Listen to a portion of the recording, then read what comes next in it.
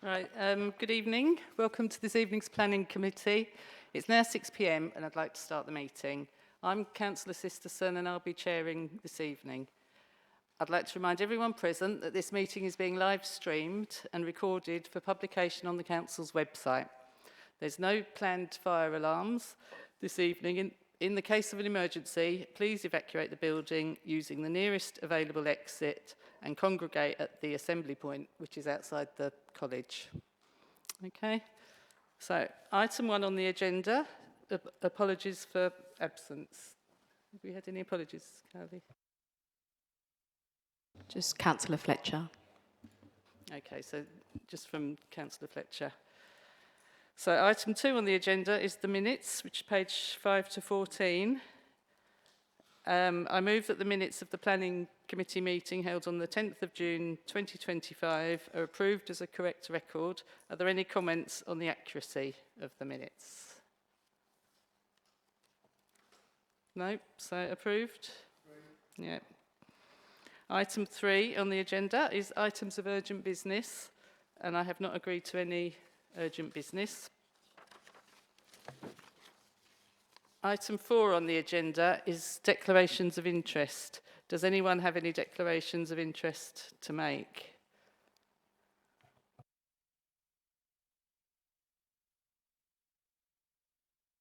We'll move on. The only thing I would want to declare, Chair, is I've received an email, and I believe... Sorry? It's under 5. That'll come on to the next item. Thank you. So we can, if there's no declarations of interest, we'll move on to item 5 on the agenda, which is declarations of receipts. I'm aware, and I think most members will have received several emails relating to the Fairview Avenue application, including one from Neil Spate expressing his opposition, Sean Quigley referring to the Natural England response, Julie Goss, who's a resident, and also a reply from Smart Planning, the agents who took their right to reply for against primarily Councillor Spate. Is there any other communication received? Is that covered? No. I'd also just the other item, St Michael's Church Hall in Averley. I'll just record up that I think Councillor Mannion, maybe Panjala as well. We've had a few emails objecting and raising queries about it, probably about 7 or 8 emails over since last year. But nothing that's going to affect our neutrality, as it were. So, and I also, last June, was phoned by the builder, but it was a very brief conversation. So, just to put that on the record. Right, so any more items of communication? No. Item 6 on the agenda is planning appeals, page 15 to 18. I think what's clear is that there are no recorded decisions for the month of June. So are members happy just to simply note the report as it is? Yeah? Okay. So we'll move on to the first substantive item, item 7, which is planning reference 24/01308/HHA Windy Corner. And that's on page 19 to 30 on the agenda. And can I ask Michael Akinola to present the report, please? Thank you.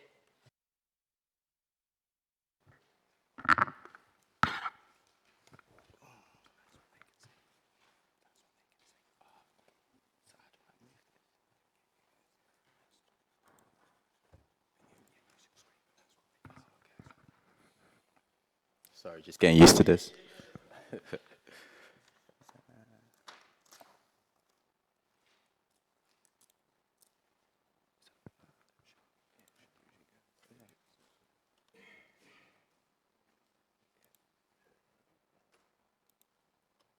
I'm not sure if I've got. Yeah, I'm not sure if I've got connection to move yet. It's just.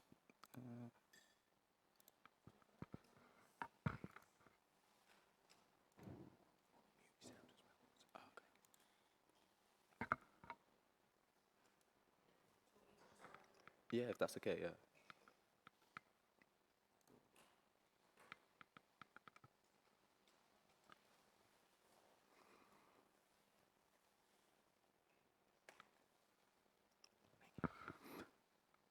Okay, the first application is obviously Windy Corner. It's in Ondon the Hill.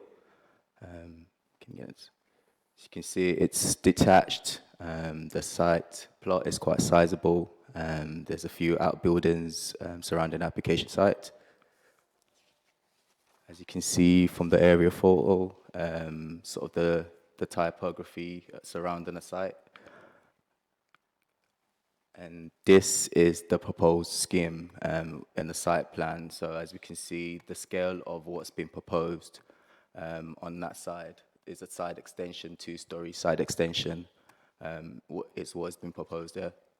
Can you get the next one? As you can see, the existing elevation and proposed elevation in comparison, you can kind of see the size difference. This has been reduced, so there's been sort of two applications submitted on this application site. Prior to this one, the initial one was obviously refused. Can I get and the next one as well, if that's okay. So yeah, as you can see, there's been two applications. Like I said, one's been refused. There's been another application, similar again, for a two-story side extension.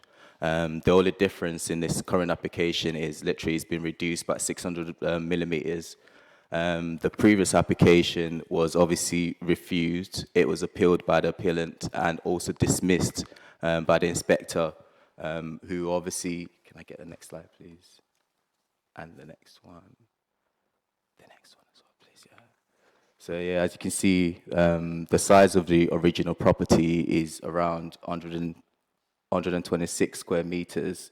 And that's the size of the original dwelling before the extension. It also got permission for another extension, which took that to about 92 square meters.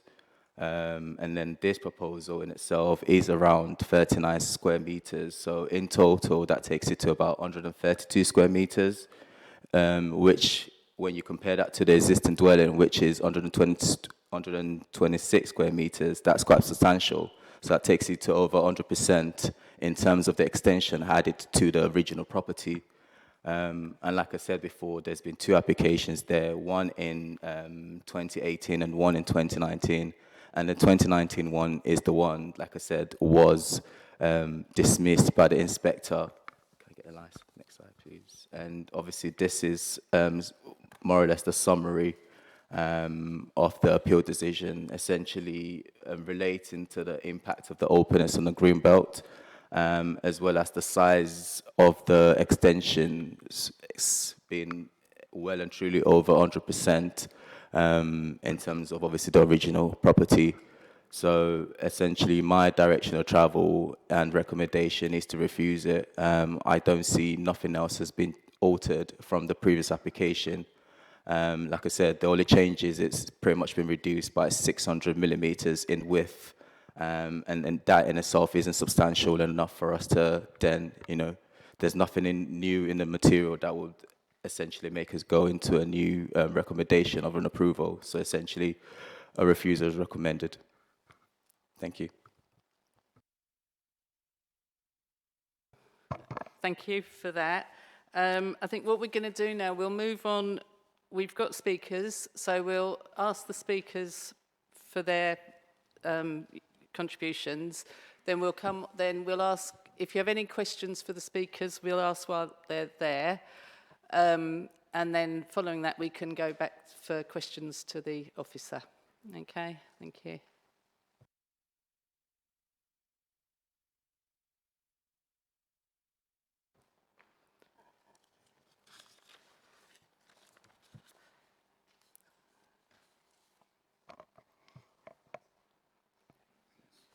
How long do they get? 3 minutes. 3 minutes. Yeah.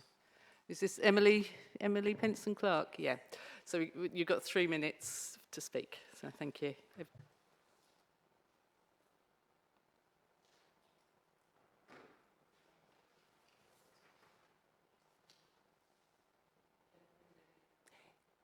Good evening, members. Good evening, Chair.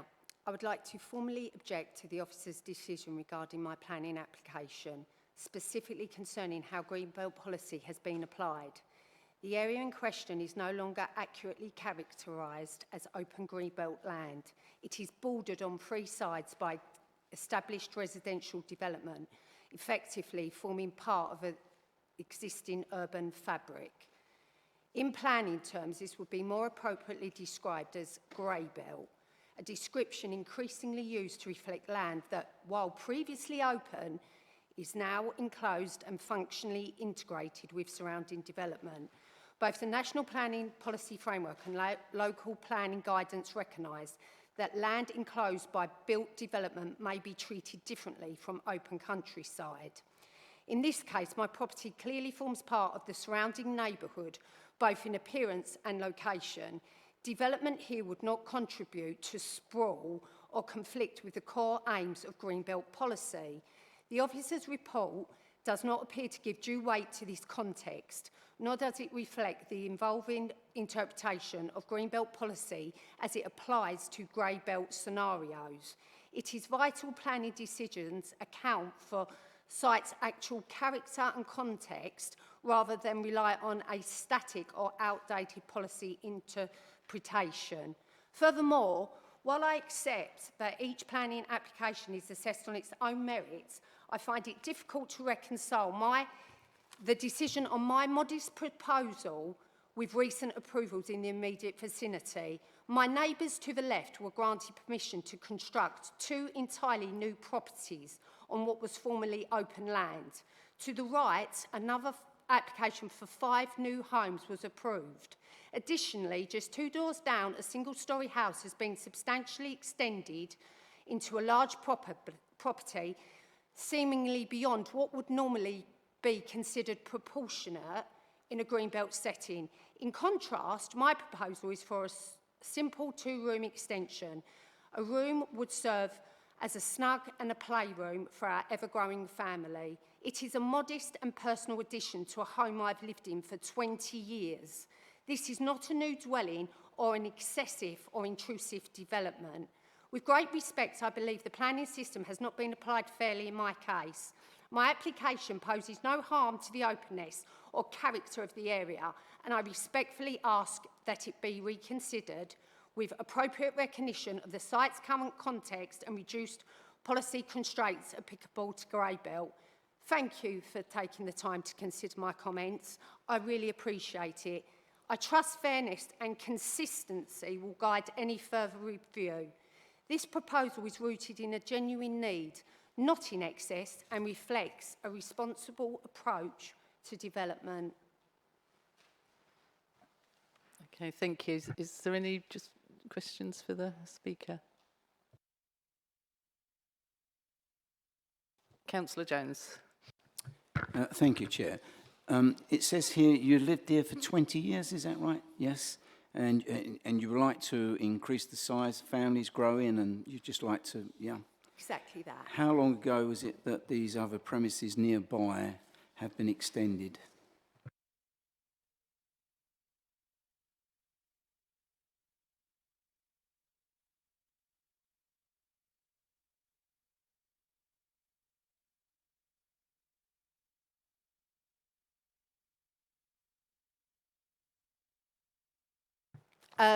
The neighbours to the left, I believe, who've got the 2 entirely new properties within their boundary, I believe that was last year. And the 5 houses, new houses that have been given permission, I think this was this year, it was confirmed this year, which I'm delighted for them all. So all are recent additions then, yes? Yes, very much so. Thank you. Thank you, Chair. Okay, thank you. Councillor Green. Thank you, Chair, and thank you, Mrs. Clark, for coming here this evening. Thank you for In having me. your statement, you said that your land is no longer classed as greenbelt, and in fact, it's now greybelt. How have you come to that conclusion? Well, because of the amount of... How can it be classed as greenbelt when, as I've pointed out here, this is one of many. These three are examples. I could give you loads, not so recent, but greenbelt policy seems to sort of apply to certain individuals, but with the property that is 2 doors along, that definitely would not, in my opinion, be considered proportionate. In my opinion, being what I am told from the planning officers and previous, as he mentioned, we have asked for this before. And openness, two-room extension affects the openness, but going from a property that size to that, which I'm delighted for them. That's why I find it hard to reconcile greenbelt, whereas, as I've said, greybelt, the national planning policy framework and local guidance recognise that land enclosed by built development may be treated differently to open countryside. Where I reside... Thank you. Can we move on now? Because we've time. So we've got 2 more questions. So if we could just move on. Sorry to interrupt. Thank you. Okay, thank you. So, Councillor Cherry. Good evening. Chair, I had the opportunity to have a drive up the road where this house is, and I noticed the houses opposite were very large compared to the house we're discussing at the moment, and I couldn't see any of the fields or what we call the surrounding green belt. Perhaps the applicant can tell us what is in front of her house visible, and also if you were in a field, whether her house would be visible from the countryside. Okay, thank you. So just briefly. Opposite me is 5 houses, 1, 2, 3, 4, 5, with 5 more being given permission, new properties being given permission to be built. I'm sorry, there's not much open countryside now. There is across the road, but not where we are. Sorry, what did you ask? I couldn't see any open countryside from the road we're discussing. Correct. In front of the house are very large properties which would obscure any view of any open fields. I just needed to hear from the applicant whether what I saw is how I've described it. Okay. Living there for 20 years. Right, Councillor thank you. Cherry, you're correct. So then, question from Councillor Maney. No, you're done. Pass. Thank you, that's fine. Thanks for your time. Thank you very much. Okay, thank you. I think we've got a second speaker in opposition. Councillor Johnson, I believe.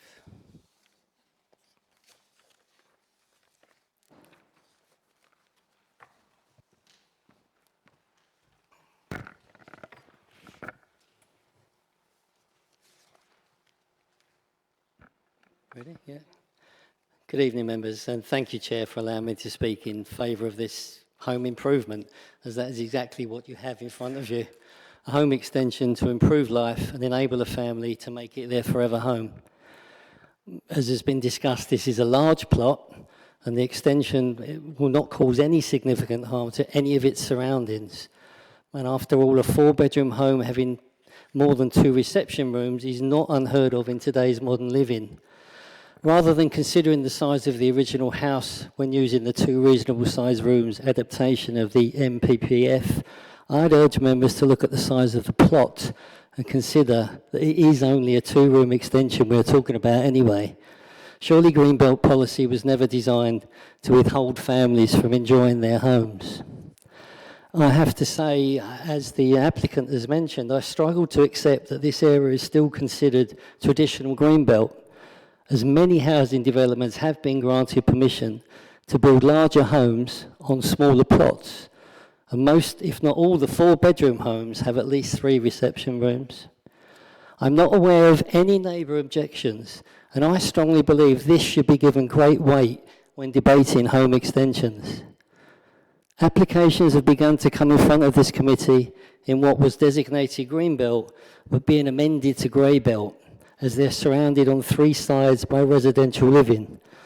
Well, this site is surrounded by 4 sides with residential living and has a clearly designated border of the plot, making it, as I've said earlier, home improvements.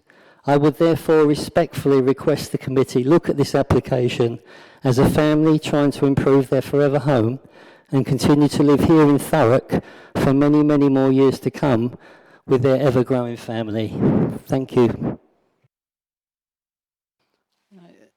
Thank you. Is there any questions now for Councillor Johnson? Councillor Maney. Thanks, Chair. Councillor Johnson, you obviously know the site, you know the house. Would you consider it Greybelt? That's a really good question, Councillor. I think I would. I think I would have to. But it's not just that site now. It's the whole area. It's becoming to be that way.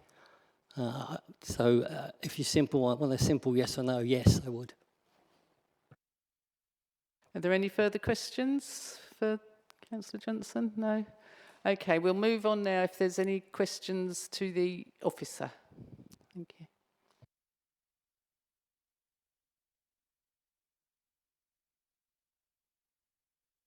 Councillor Jones. Thank you for your report.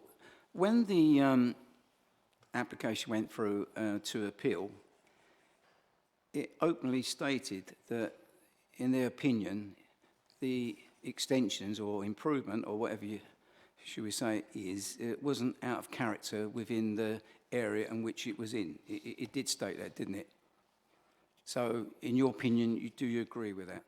Yeah, that's correct. I mean, as my report would show, I haven't objected based on impact upon the character and person in the locality. It is in principle objection. So essentially, that's the reason it's been refused, based on the principle, as opposed to its design impact on the locality. But they stated that they didn't seem it was out of character with the area. I mean, like I said, my refusal isn't based on design aspects. It's based on the size of the extension. Essentially, in terms of the policy, it says 2 reasonable size room, which means you do have to do some calculation based on what room sizes are the largest. So you pick from those, and then you consider against, obviously, the extension. And when you consider what extension has been previously permitted, which was, like I said, 92 square meters, in comparison to old dwelling, which is around 122 square meters, and then when you consider adding another one to it, you then, it pushes it beyond that 100% capacity, which essentially it's another development of that building in itself. So if we just keep saying it's fine to keep developing it, then at what point does it stop to get to the size? Like Councillor Cherry, I took a drive up there as well. I know the area quite well, and like Councillor Cherry explained, there was other houses much bigger. It's a large plot. It didn't look out of character. The other houses were quite big, all got large grounds. So yeah, seeing that. So there is other homes up there on much the same area of ground. Would you say that's got bigger homes, yes or no? I didn't quite understand your question. Yeah. Are there other homes up there? We've got intervention from Ashley. Okay. Councillor, so you have to just concentrate on the site in question. So I appreciate you've gone and done a site visit, looked at other sites, but the questions must focus on the site. So the wider context, you've asked the question, what are sites? You know, is there larger homes around? But obviously the application, it influences you specifically on what Michael's already presented. Just in terms of the sort of lines of questioning, I think it's probably useful if I do interject at this point. So there's been some queries around Greenbelt as well. I would draw members' attention to the committee report at 13.2.7, where the inspector has drawn a conclusion on the previous application on Greenbelt. Ultimately, the point here that members have to grapple with is, irrespective of whether it's Greenbelt, we don't know the answer to that, because ultimately we've not done that assessment as a council, and it's certainly not been defined in the case officer report, so we don't know. But ultimately, it's inappropriate development in the Greenbelt, and that's what members will need to work through. So I just thought it was important to come in there. Happy for if my colleague Daniel wants to come in on the Greenbelt point as well, and then if Michael wants to talk about the wider site, then by all means. But Dan, do you want to come in as well? It might assist. This is just to pick up the question about grey belt, which some of the councillors have asked about. So grey belt isn't in your development policy, it's in MPPF, which overrides the development policy for these purposes. The important thing to note is that whether something is or is not grey belt doesn't really matter for an extension. And that's because the paragraph that disapplies the protections for green belt applies to development of homes, commercial and other development, which, for which there is a demonstrable unmet need for this type of development. And you have other requirements as well, but that's the key bit. So normally, when you see grey belt cases coming in front of you, it's because it's new homes, and as you'll know, there's a very, very low supply of housing in Thurrock. The consideration that the officer has had is a different question, which is, does this development fall in an exception to green belt protection? So ignore grey belt for a moment. He's instead considered whether the extension or alteration of a building, provided that it does not result in a disproportionate addition over and above the size of the original building. Now, if you conclude that the addition is not disproportionate, then the green belt protections don't apply. But grey belt is a bit of a different issue, because that is concerned with paragraph 155, which is about development of new homes, commercial, etc. So you may want to focus on the exception and whether this is or is not disproportionate, which is ultimately a planning judgment for you. And you can take into account any material planning consideration when coming to that conclusion. Right, thank you. No, any further questions? Yep. No. Councillor Cherry.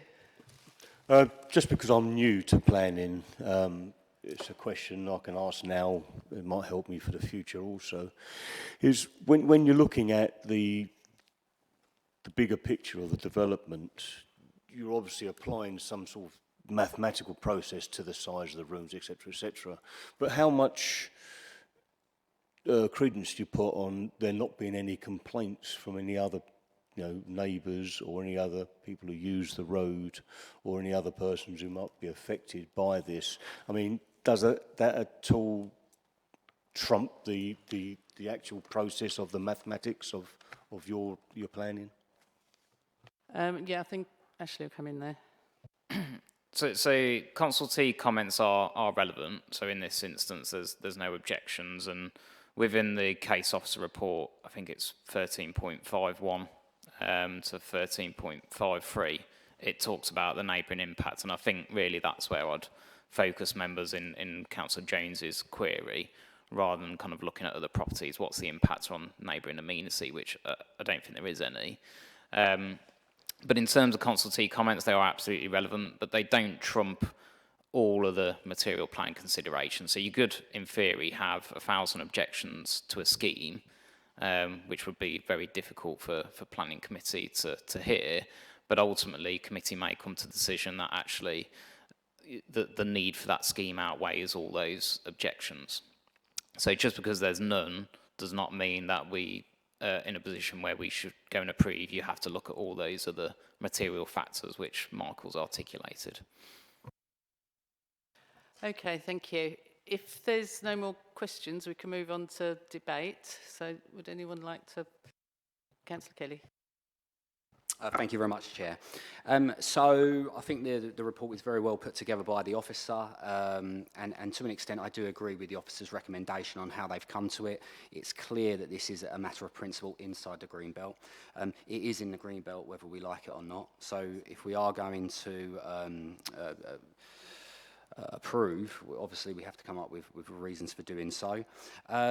Looking at the report, the previous inspector has concluded that design and appearance does seem to be acceptable, and there are no neighbouring complaints, or it's accepted that there won't be any impact on neighbouring properties. We do have a form in this council of approving schemes like this. So, as an example, I accept that it is excessive, and I accept that it's against policy. But when you look at the size of the plot, it's not too big. So, for me, I am minded to support on the basis that it's not overwhelming on a plot of that size. We have approved schemes recently, such as Highfield. I think that was Lower Dunton Road, which were excessive in the green belt. That was around about 12 months ago. And then there was another one, I think it was called The Cottage. I think officers may remember that one as well. That was within the last 2 years. Again, it was excessive in the green belt, but they were at side extensions as well. They were rubber stamped, sent off. They went through obviously the process, and nothing came back on us. So on that basis, for me, looking at the size of the plot, whilst I accept it's in the green belt and it is excessive, I don't believe it to be too excessive. I think it's an improvement on the current plot. Whilst I won't use this as a reason for approval, I do think the very small economic boost in the local area would be helpful. I mean, you're looking at probably 50 to 100,000 to build this out. That's obviously going to go to the local economy. I think that's important, although I won't use that. So on the basis of those previous decisions that we've made in the last 24 to 36 months, I think that we've got grounds to give this one the green light. And of course, it is important to remember that when we've done that last time, it did go through the process and it wasn't picked up by the planning inspectorate. I accept that doesn't mean that this will be the case this time. And lastly, I'll just say that, look, to an extent, I do agree with the officer's recommendation based on principle. It's the principle here. It's not actually the practicality of the scheme. So I'll go against the officer's recommendation, and I'll put forward an alternative recommendation if other planning committee members are on board. If not, obviously it'll go for rejection. Thank you. All right, thank you. Any further debate? Yes. Thanks, Chair. It'll obviously come as no surprise, because I represent the Greenbelt, that I would oppose anything that's done in the Greenbelt. I also hear what the lady says. Unfortunately, we've got a government that introduced a concept of grey belt, and as we've seen many times already, lots of people are trying to use that to their advantage because they think it should be reclassified. But I think, as Ashley's already said, it hasn't been. So the sum result is, at this moment in time, it remains Greenbelt. And therefore, the rules that apply around protecting the Greenbelt don't change. And given that we've had 2 previous instances of the inspector refusing, then, as Michael quite rightly points out, I don't see that there's any difference. So I actually think it makes us look rather stupid if, having gone down this road twice and having been supported by a government, we then sort of turn turtle on the government. That doesn't make sense. And I appreciate what Councillor Kelly's saying, but as we all know, there is no such thing as precedent. So you can't say, well, because somebody else did, because it doesn't apply in planning. So you can't use precedent. All you can do is look at the actual site that's in front of you. And therefore, much as I hear those sort of objections and defences, they're not appropriate under the application that we have in front of us. Thanks, Chair. Okay, thank you. Any further contributions to the debate? Sorry, it was just to pick up on a few comments that were raised there. First of all, previous decisions are material. So if you're in an area and there is a string of decisions that have been made, and that works for officers and councillors as well, in terms of fairness, that doesn't mean to say that, you know, it can't happen.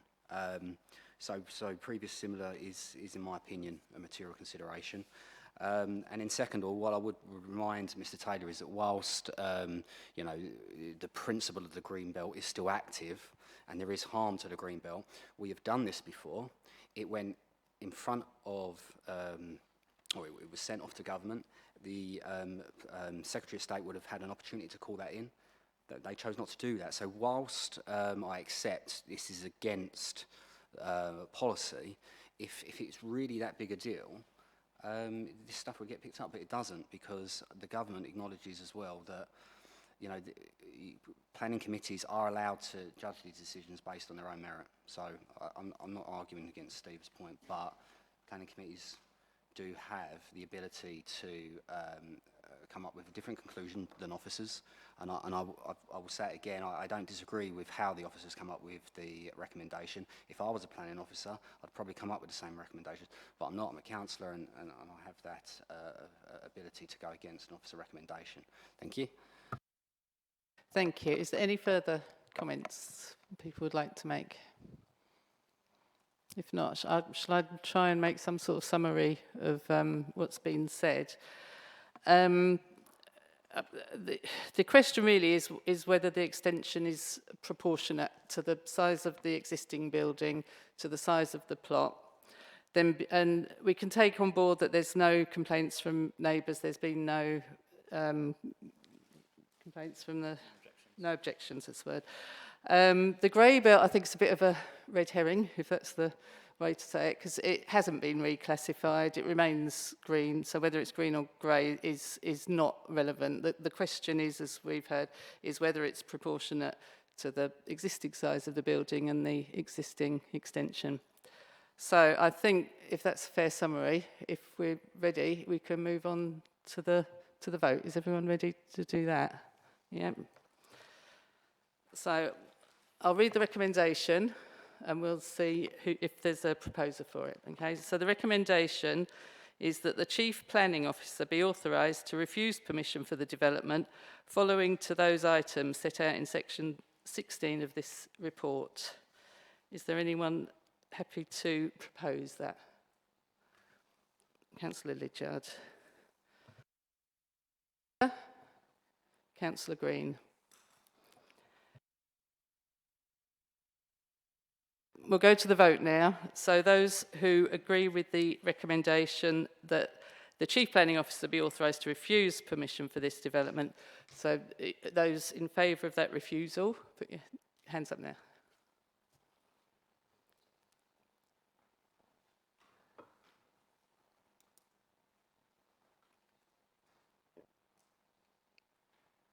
So that's 5 in favour of the refusal. So those against that, please raise your hand. So that's, 3. So that means that the recommendation is carried. Okay, thank you. Thank you, and thanks to the speakers. Right, so we're now ready to move on to agenda item 8. All right, 1 minute.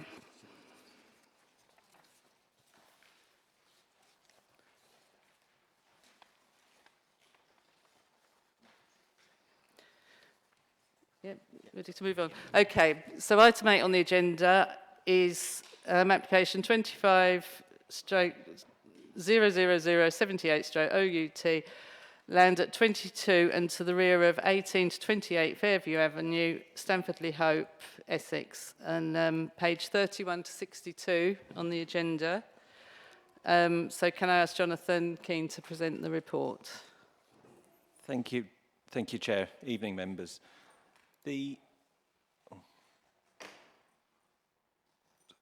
Sorry, one second.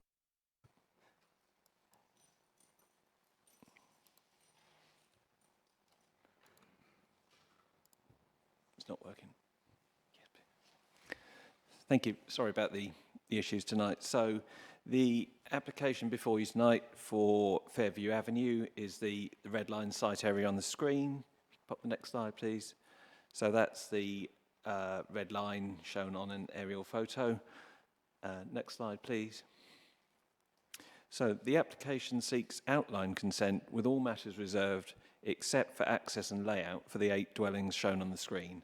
So what you can see on the screen, to the sort of top middle of the screen, you've got the terrace of 3 dwellings, you've got a pair of semi-detached dwellings in the middle, a detached property, and then a pair of semi-detached properties to the south. To the northeastern corner on the plan, you've got parking court and parking spaces for a number of the dwellings. To the middle of the picture, there's a garage which has got the pyramid-style roof. Thank you. And to the right-hand side of the picture, you've got another 3 carports, which are other parking spaces. So the proposal is for the terrace of 3 properties, 2 pairs of semi-detached properties, and the detached dwelling. The access would be taken to the north of the existing dwelling at 22 Fairview Avenue. And the layout, which was on the screen before, shows that the new dwellings would lay effectively in parallel with the dwellings on Fairview Avenue.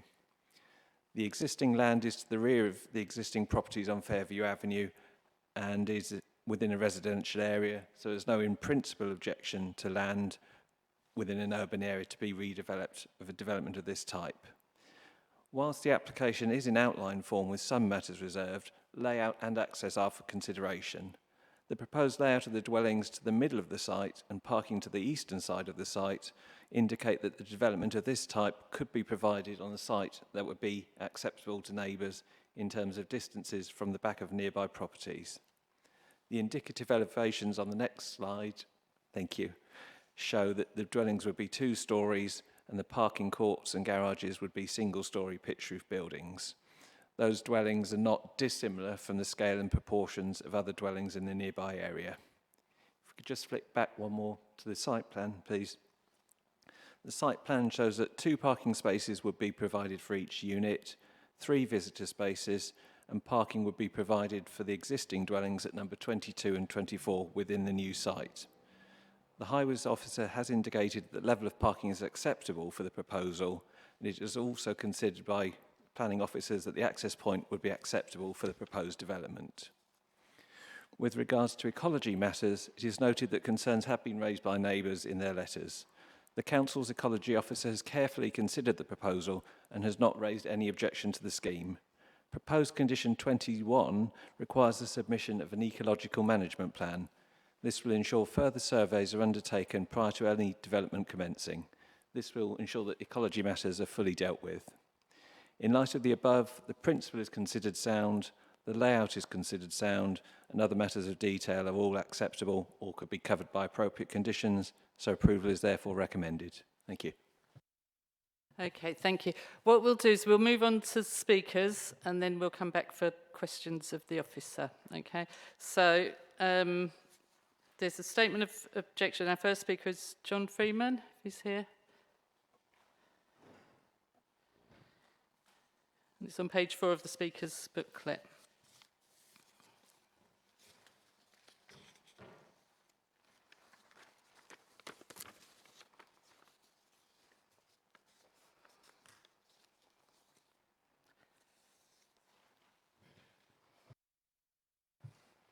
Thank you, Chair.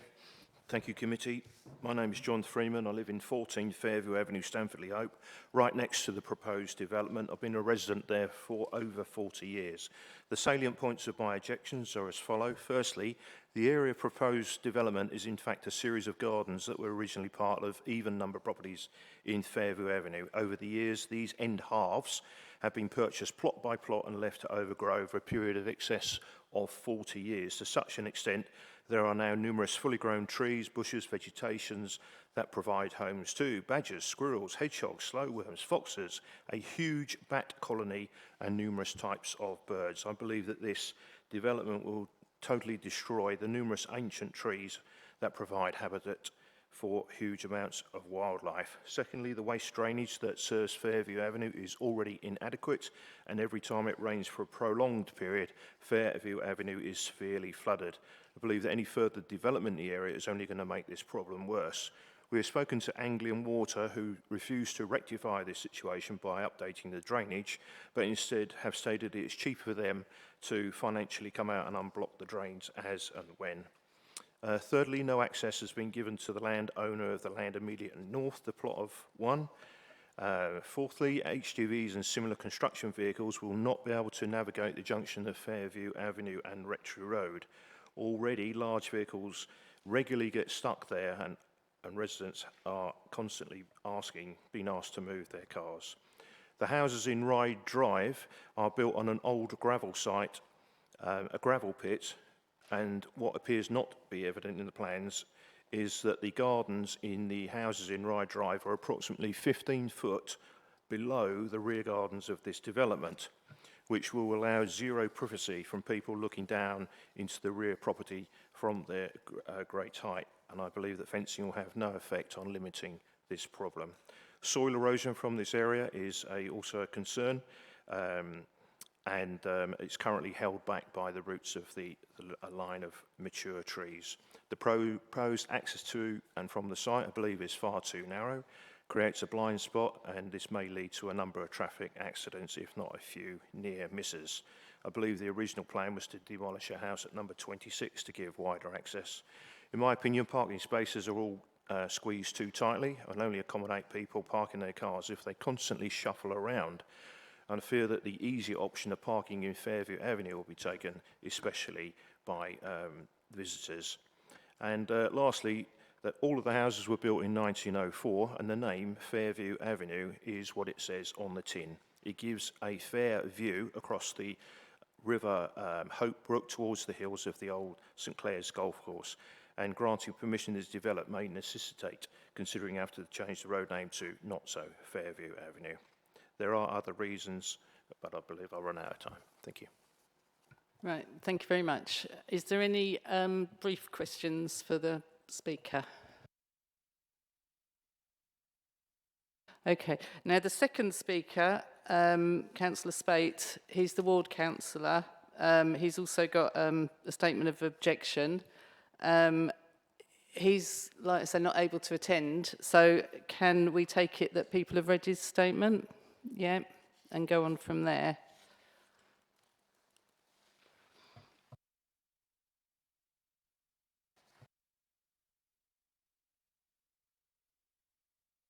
If we've got any questions for the for Jonathan, for the planning officer, please. Sorry, we've missed the speaker. I'm very sorry. We've got a statement of support. Madhuri Nair, the agent. Sorry.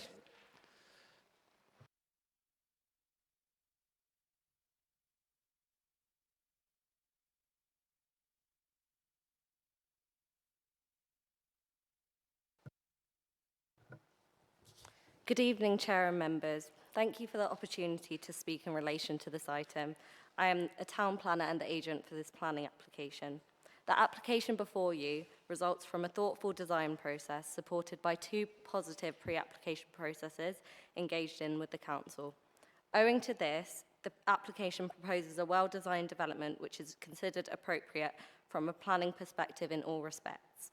The proposed development is acceptable in view of the relevant planning policy, namely the National Planning Policy Framework and the Thurrock Council's core strategy, The proposal's layout has been carefully designed to comply with the design principles as set out in the Thurrock Council design strategy. Thurrock Council are experiencing a significant shortfall in their 5-year housing land supply, with the last recorded figure at 1.02 years in April 2024. Thus, the tilted balance applies in favour of sustainable development. The current site, in its dilapidated manner, makes a negligible contribution to the dwellings which it serves. It is considered a much more effective use of land to release the site for the provision of new housing in an already established residential area. In terms of impact on residential amenity, the proposed dwellings have been carefully designed and positioned to ensure that there are no overlooking issues or loss of privacy for surrounding properties. The most recent pre-application inquiry involved extensive discussions with the Council's Highways Officer, whose comments have been taken on board for the current application. This process has resulted in the Council's Highways Officer being entirely satisfied that the proposal as submitted will not result in any detrimental parking impacts or increased traffic congestion. The application is supported by a number of reports which confirm that the proposal's impacts are sufficiently mitigated, having regard to trees, ecology, noise, and transport. It has been demonstrated that the proposal would not amount to harm in any of these parameters, as confirmed by the supplementary information submitted and responses received from the statutory consultees. I therefore commend the proposal to you, and in doing so respectfully request that you proceed to grant planning permission this evening in accordance with the officer's recommendation, subject to the schedule of conditions proposed. Thank you for your time. Thank you. Is there any, again, brief questions for the speaker? Bear in mind we will go on to lengthier questions with the officer.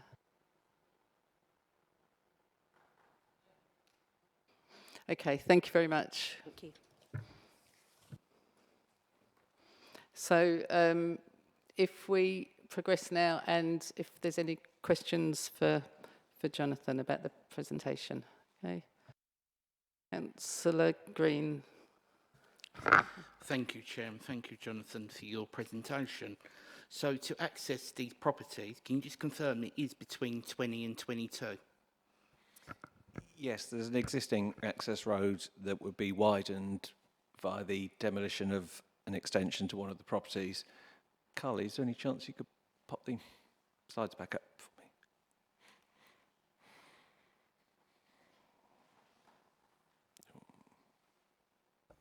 Thanks, Chair. Jonathan, on your indicative plan... Hang on, sorry, I So- meant I've just oh, got your sorry. name. Just hold on, we're just waiting for the answer to Councillor Green. Sorry, So- I've just meant that I've got your name. That's all. Yes, so on the red line site plan in front of you, Councillor Green, the access would be between those two properties. So there is an extension which you can just about see where the hand icon is on that property. That will be demolished and the access will be widened to allow vehicles to access the site, yeah.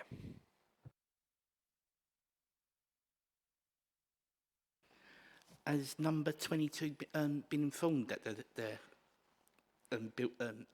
extension is going to be demolished? Yes, the application or the applicant has carried out the correct notification for all the landowners who are part of the application process, yeah. Okay, thank you. Is there any more questions? Steve, now, yeah. Thanks, Chair. Sorry, I apologise. On your indicative plan, Jonathan, am I right to assume that the brown squares were the parking?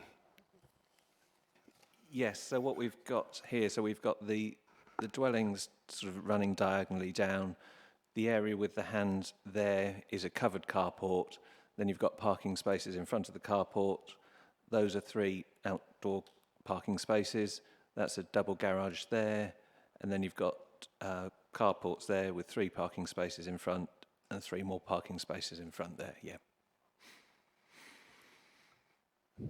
Okay, that's helpful, because I was kind of, when I first looked, I thought that was the back end of the gardens of the houses in front. But thank you, that resolved that for me. Yeah, so where the hand is now, that's effectively the back of the gardens on Fairfield. Yeah, on Fairfield. Councillor Cherry? I've had the opportunity to visit and have a look at this myself. The gap between the two houses, that is very, very tight. And the turning to get into it obviously will be very, very constrained. I know there's going to be double yellow lines, etc. But that road itself, Fairview Avenue, is very tight as it is. I mean,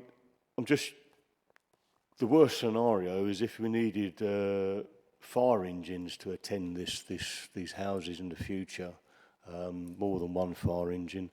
I'm thinking that this is going to be a big struggle squeezing that down that space. Yeah, okay. I will pass over to the Highways colleagues for this one. Thank you, Chair. The access way is 4.8 metres wide, so it's able to accommodate two-way vehicle traffic for private cars.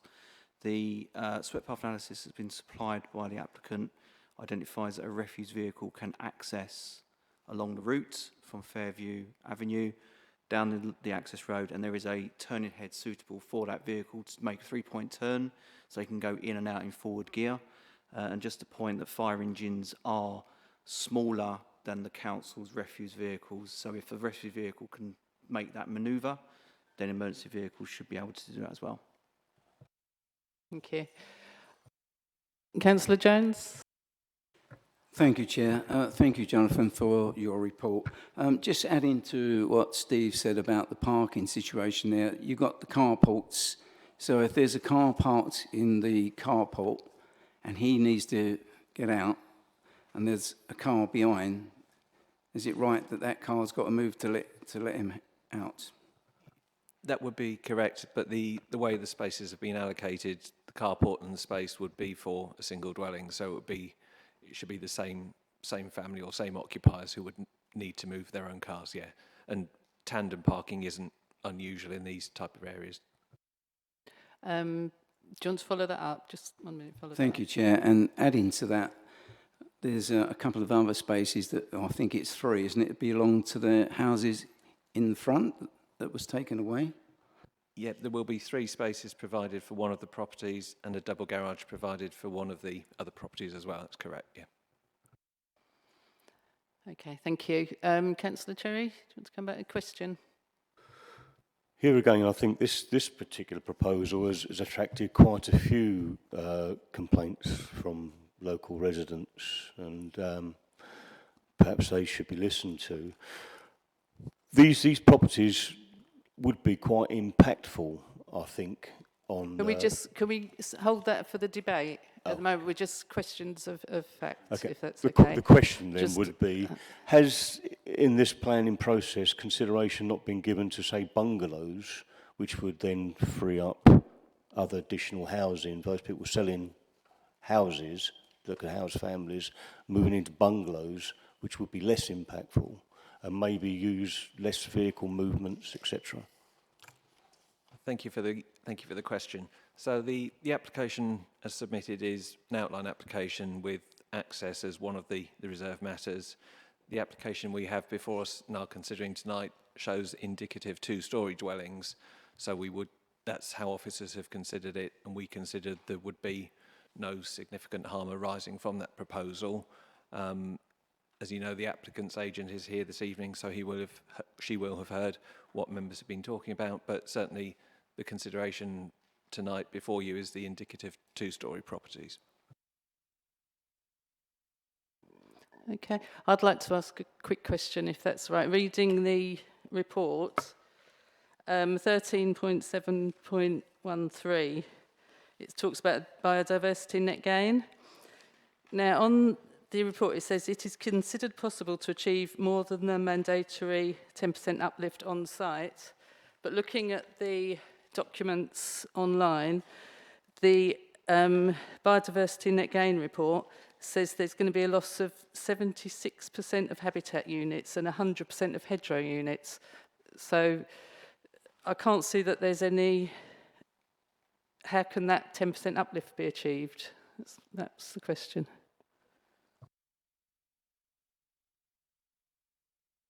Thank you for the question.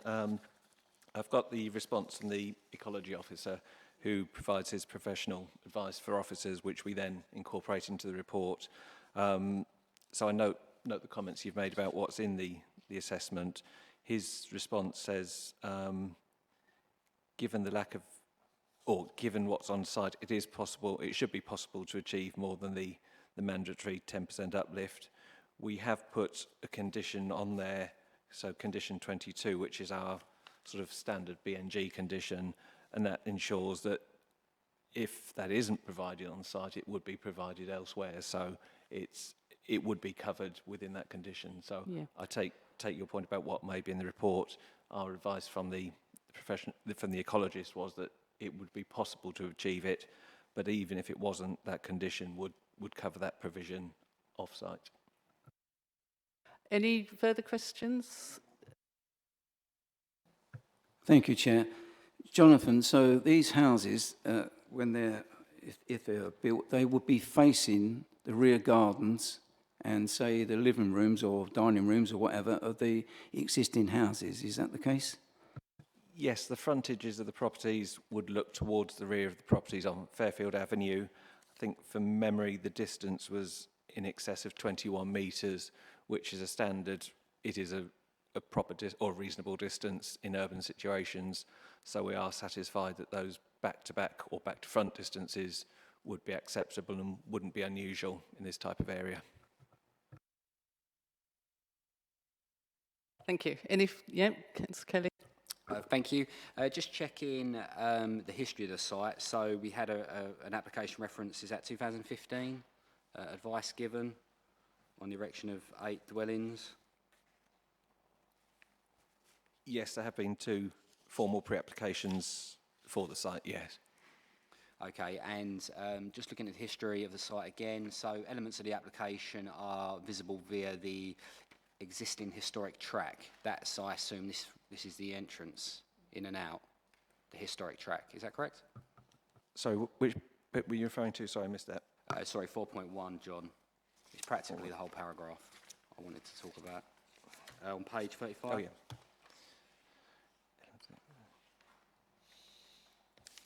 Yes, so that's the gap between the 2 properties, yeah.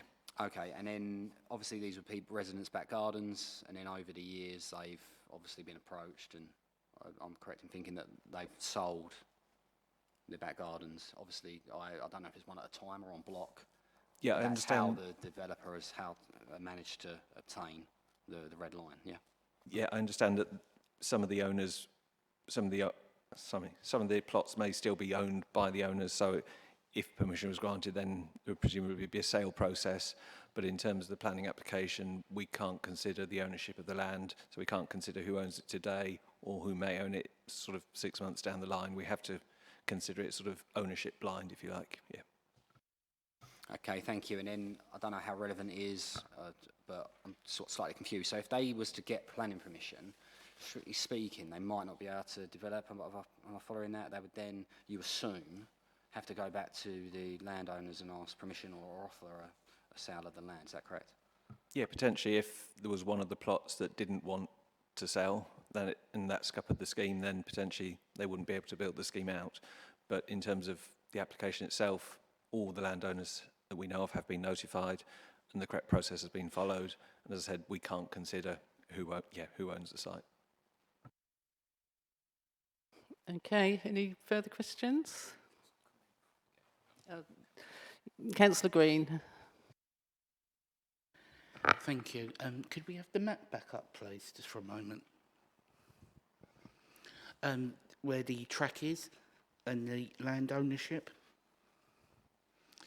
Down round where the left is, St Margaret's Avenue, there seems to be another track round the back that's wider. Has that been taken into consideration to get on that piece of land? The application that we've got for consideration is only including the access between the properties on Fairview. So the red line we have and you have for consideration is that one. So we can't consider at this point any other possible accesses yet. Thank you. Then if Ashley wants to come in briefly. Thank you, Chair. Yeah, so lots of questions there for officers.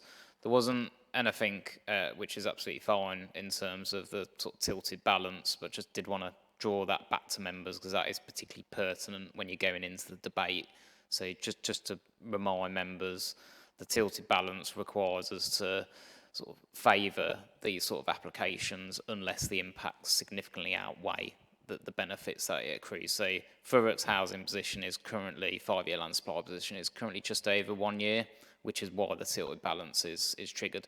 The other thing, so you've talked about ownership, so obviously the applicant's got to do some work. The other thing, that if approved, there's a reserve matters stage to follow this application.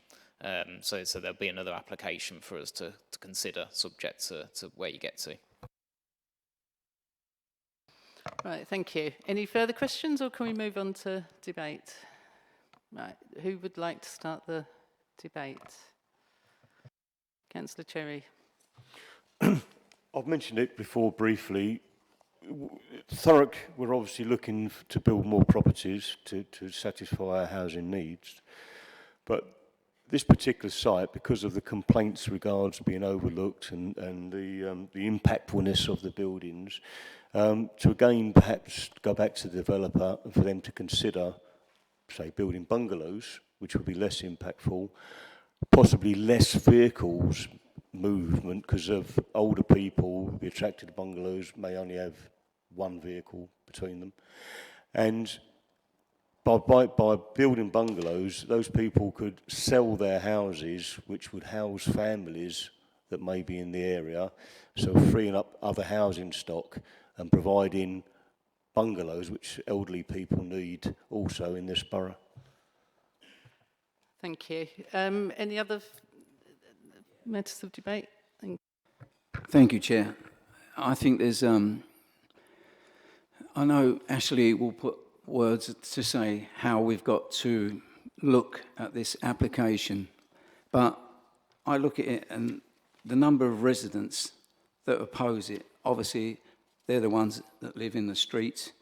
I know the area well. I've got great respect for Julian and Matthew, but I know the parking issues around that. It used to be, at one time, it used to be 2 ways, and now it's 1 way, but there's parking issues there all the time around there.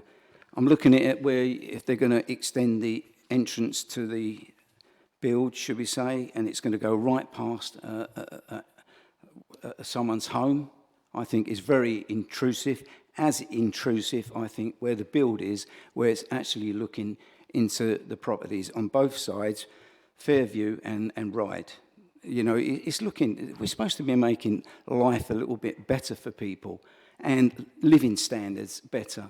And the whole complete thing, we talk about green belt and we're taking away all this, should we say, area of, should we say, habitat that no one, and everything it's got in here, that's not a circumstance, and that's not a circumstance, that doesn't matter, that don't come into it. So what does come into it?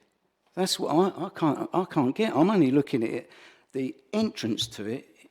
I don't know if you're going to get, I mean, we can get small lorries, I know. But realistically, that's a tight area. That complete square, Wolf Road, Hatfield, all that is a tight area. Trust me, I used to live near there. I knew what issues there were before. And to get lorries down there, and the development would be a nightmare. That's my opinion. Thank you. Thank you. Any other opinions? Councillor Green? Thank you. Thank you, Chair. Similar to Councillor Jones, I'm against this development on the grounds of highways. I don't feel the entrance into the development is sufficient. I feel it's not wide enough. Right in the front of it, there's a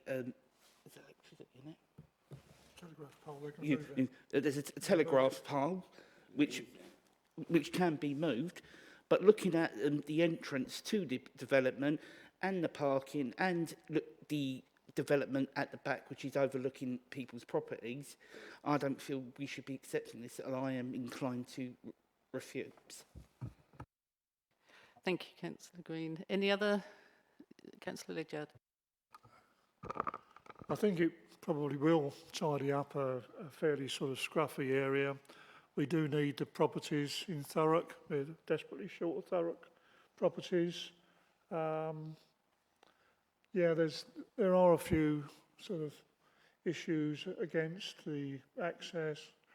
I can see that there's not really a problem with overlooking, because in front of the new houses there will be parking and carports as well. So, yeah, I'm just about in favour of it. Thank you. Councillor, actually, Steve, I think you had your hand up, didn't you, first? Thanks, Chair. Much as I appreciate we're looking at what's inside the red line, and it's a shame that Councillor Spate wasn't here this evening, and I have read all of the various documents that came out. So I kind of have some slightly worrying concerns. I know some of it about ownership of land is not our issue, but I'm kind of interested to understand how that might get resolved, and I don't expect anybody here to be able to answer that. That's down to the developer whether or not they can gain ownership and title to the land. The whole kind of ecology thing, which seems to have been sort of rectified, nevertheless we have a speaker that certainly believes otherwise from his own personal observations. So I kind of question how accurate some of that information is. So that worries me slightly. I take on board the fact that because we don't have a local plan and we don't have the housing supply and the land supply, well, okay, we've been saying that for the last 15 years to my knowledge, and every time we've come up with anything vaguely close, the rules have changed and we still haven't got a local plan, but I know it's a work in progress, as it has been for the last 15 years. When it comes to housing in the area, I haven't checked it recently, but it wasn't that long ago I looked up, and I think it was marginally under 60% of the properties that came up for sale in Thurrock weren't sold to people in Thurrock. So, yeah, we're providing new houses. I question who we're providing them for. I think I know the answer, but so with all that sort of stuff going on, this doesn't look ideal to me. Now, I can understand why, technically, as Jonathan's quite rightly pointed out, there are no objections from a planning point of view, and I fully accept that. It just seems messy to me and somewhat incomplete. I guess that would be my comment on it. Thanks, Chair. Thank you. Councillor Cherry. Just something to counter what Councillor Lydiard said about being overlooked. I think the people who are complaining about being overlooked are the ones living in Ryde Drive, because they're much lower and they will be looked down upon by this new development. And just pushing the argument again for bungalows, they may well be satisfied about not being overlooked if it was a low-level property like a bungalow, if this development was to be forced through. Okay, thank you. Again, we're having to look at what's in front of us, so it's not our job to advise on an alternative. Anyway, are there any other contributions? I could state my thoughts if it's appropriate. So I went to visit the site as well. The access at the moment is literally a footpath. There's hedges all the way down. It's beautiful. There's conifers. There's no doubt it's full of wildlife, and that's been allowed to develop for 40 years or whatever. So I think it would be quite brutal to go down, cut that, make a two-way road, also knocking down someone's extension in the process. You know, that to me sounds quite, sort of butchering the area, really. There's this question of bats, because the PEA document confirms that the trees across the site have not been assessed for their potential for supporting roosting bats. So I think the ecological things have not been properly examined. So to grant even outline permission with those questions still unanswered, I would not feel comfortable doing. So there, and that plus the biodiversity net gain, which would be a huge ask and would have to be off-site despite what the report says. yeah, they would be my main reasons for I will not vote in favour of this personally. Thank you. So if we've got any other... Thank you, Chair. Yeah, I'll just echo the Chair's thoughts there, and it will come as no surprise, concerned about the bats, the badgers, the reptiles, the ancient fruit trees. And it seems to me, I mean, I've not been to see the site because I've actually been away, or so I might have popped down there, but it seems to me like a strip of land that people have thought, oh, yeah, that might do for some houses. It doesn't appear to me to be the right location for it. But as I say, my main concern is, like Councillor Sisterson said, the net gain. I'm a bit confused about that in the same way that you are. But yeah, no, I won't be voting for this. Okay, is there anyone else like to come in? No? No? Okay, so do you think we're ready to go on to the vote? Right, hang on a minute, I'll find...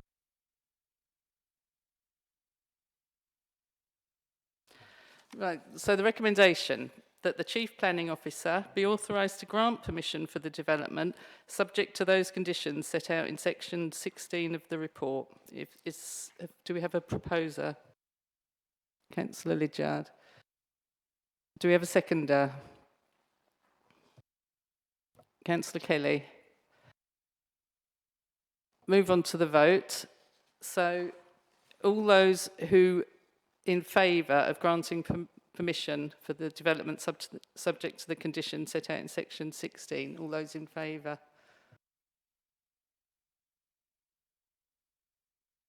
And all those opposed?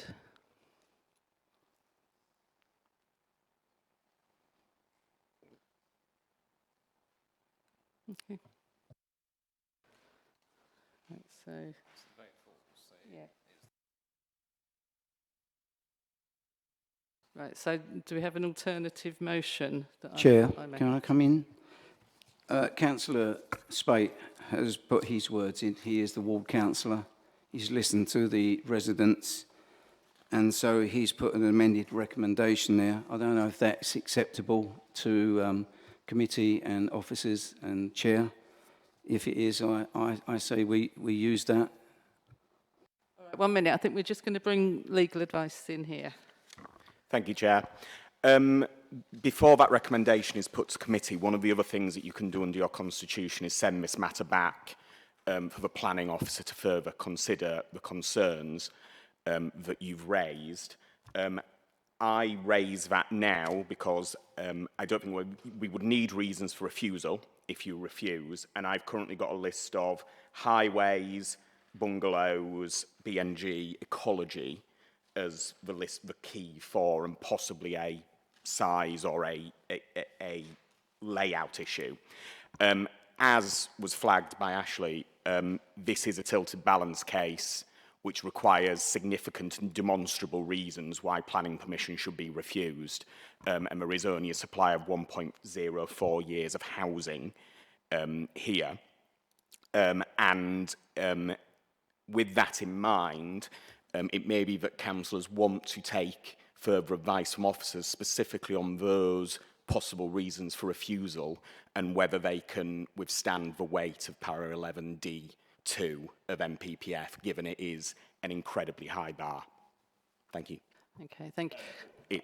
It's para 7.2 of the Constitution, of the rules of this committee, which Ashley might have an alternative recommendation on that basis. Okay, thank you.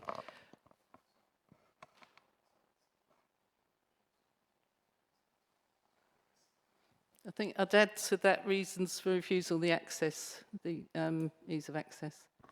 Yeah, as highways. I mean, on that one, for example, Chair, councillors will know that para 116 of MPPF requires a severe impact upon highway safety to refuse, and indeed that isn't on its own one of the strong reasons for refusal under para 11D1. So, sorry, I know that's a lot of paragraph numbers, but yes, committee may want to seriously consider that alternative recommendation to send it off for further advice. If it was sent off for further, would it just come back with a few tweaks and we'd be expected then to pass it? I don't know what the officer would do. Obviously, he will advise you as best he can.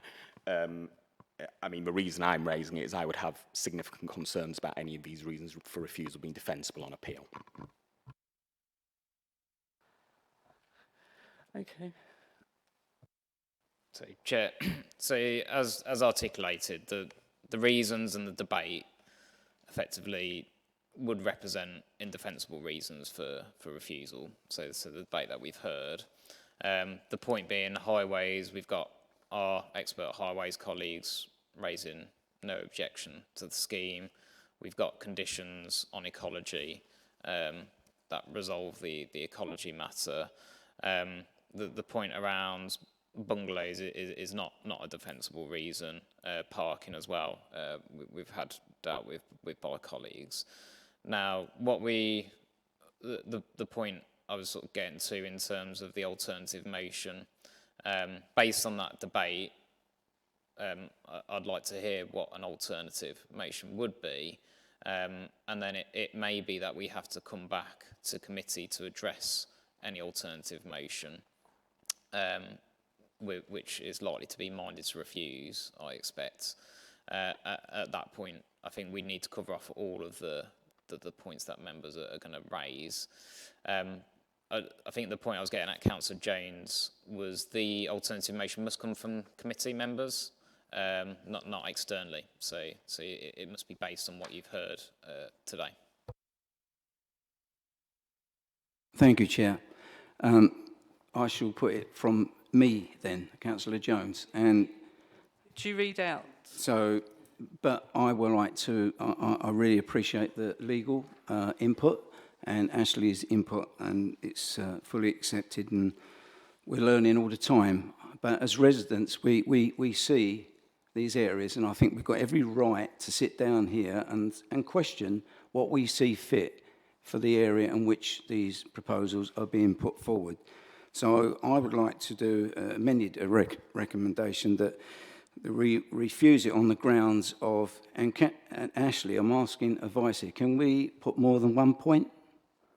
Yeah, you can go with more than one, and in a way, from what I've heard, we'll likely be coming back, so it'd be good to address all of those points and not come up with anything else in the future.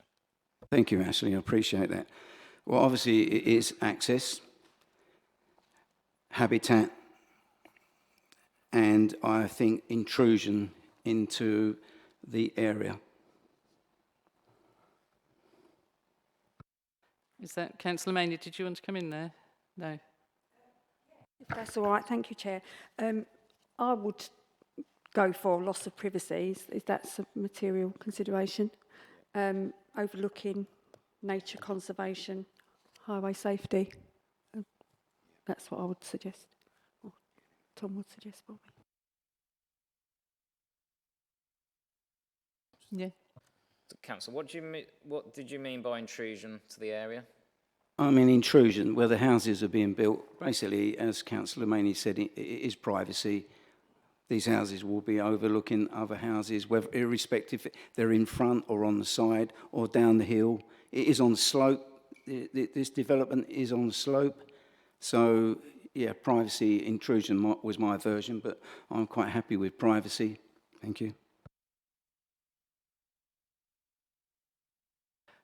No, maybe just the accuracy of where the bets weren't considered, where the BNG is stated wrong in the report, things like that. So lack of accuracy and detail in the reports. Okay, Chair. So if I can assist, obviously it's up to committee to come up with their motion. But from what I heard there, so it's access and highway safety, habitat, nature conservation, ecology, including potential issue on bats, and then loss of privacy for neighbourhood amenity. Yeah, okay, fine. So we need. Can we agree?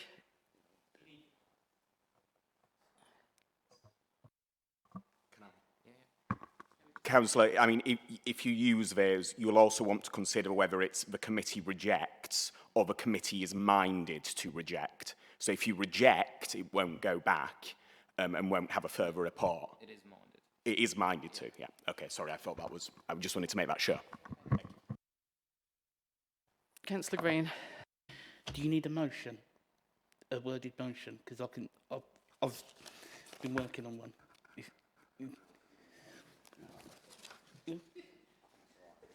Yeah. You can If give you it need give one. it a go. Yeah, go on. Yeah. Okay. The committee is minded to reject on this application on the grounds that it does not meet the required or expected standards of access and layout. The entry is too narrow to be sure of safe access and egress for both small vehicles and HGVs, including waste collection, and is too close to existing residential property access so as to also be unsafe and dangerous. The development layout is also intrusive to adjacent properties on Fairview Avenue and Ryde Drive, and as such presents an unjustifiable intrusion into privacy. All of this, plus including the loss of habitat of local wildlife, we'll leave it there. I think that covers all the. So are you able to take that away? So we'll vote on that. Okay. So we'll vote on as the motion as read out by Councillor Green. So okay. Yeah. So will you propose it? Yeah. And a seconder, Councillor Jones. So now if we go to the vote, all those in favour.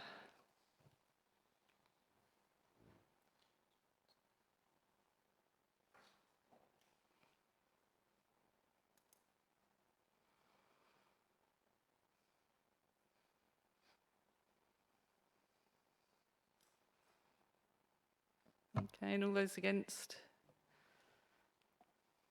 Right, so that motion is carried. Right, are we okay now? Do we need a break? Are we okay? Crack on. Right, so agenda item 9, 21/01497/FUL, St Michael's Church, and it's pages 63 to 84 on the agenda. So once again, can I ask Jonathan Keane to present the report?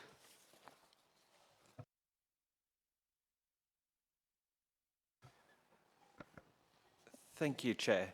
So the application site is on the screen in front of you now. So it's a rectangular site running east to west. That's the site at present from a recent aerial photo. There's no building on the site at present, but there was a previous building. These are the proposed plans. So the application seeks permission for the redevelopment of the site for 19 two-bedroom flats. The flats would be located in 3 blocks within the site, as you can see. So there's a block to the front of the site, a smaller block to the middle, and a longer block to the rear. And as you can see, the dark grey areas of parking in between the 2 blocks. There's amenity space provided to the side and the rear of the back block, and sort of landscape setting provided to the front of the site and within the immediate, in the middle of the courtyard. So the next plan, that's effectively a zoomed in plan of the wider site, showing the front 2 blocks and the block at the back.